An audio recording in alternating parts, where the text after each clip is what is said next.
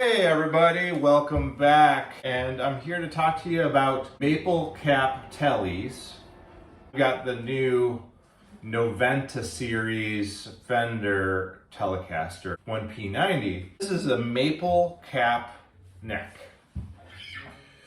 And some of you might be asking, what is a maple cap neck? Well, it turns out it's kind of a rare thing, and it's kind of unusual for Fender to be releasing a guitar in this price range with a maple cap neck. I think a maple cap neck is similar to like a rosewood fingerboard Fender guitar. It's a maple neck with a maple board glued on. No skunk stripe. So what a skunk stripe is where they actually lay the truss rod. This one doesn't have a skunk stripe because what happens is they lay that truss rod in and then they glue that maple board on top. The truss rod adjustment is not here. Usually it's a walnut stripe and a walnut entry point for that truss rod, but this one is adjustable down here. So what makes this unusual is that around 1958 or 59, Leo Fender decides that he doesn't want to have just maple necks with maple fingerboards anymore. He basically wants to, be competitive with Gibson and Guild at that time and have rosewood boards because he thinks they look classier, more professional.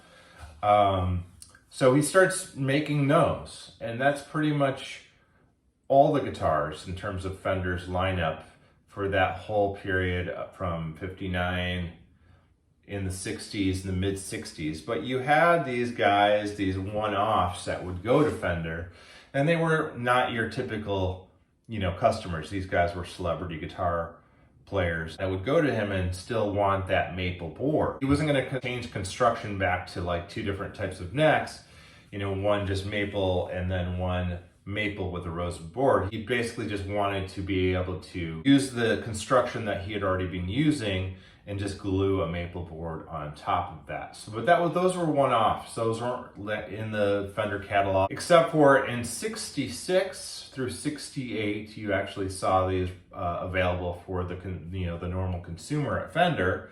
And so you saw these available with these maple cap necks. Here I just bought this Noventa Telecaster. I thought it was really pretty cool guitar with the P90 stripped down machine, but I was kind of surprised when I got it. It was actually a maple cap, so something that makes this guitar unique. This is probably where the expense of this particular model comes in.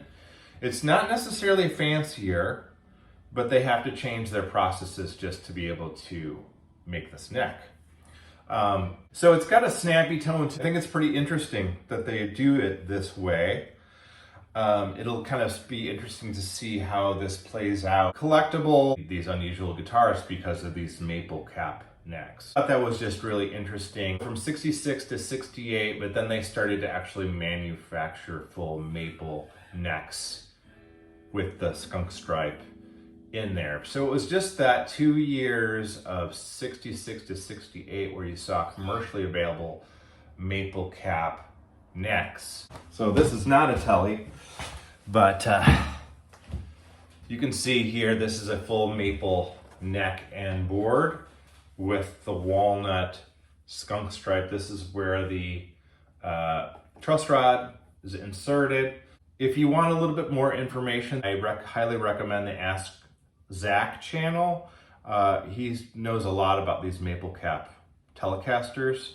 So I'm going to leave a link to his video down in the description. Let me know what you guys think, and we'll talk to you soon. Make sure to subscribe, ring the bell, all that stuff for more good music and guitar content. I'll talk to you guys soon, and have a great day. Bye.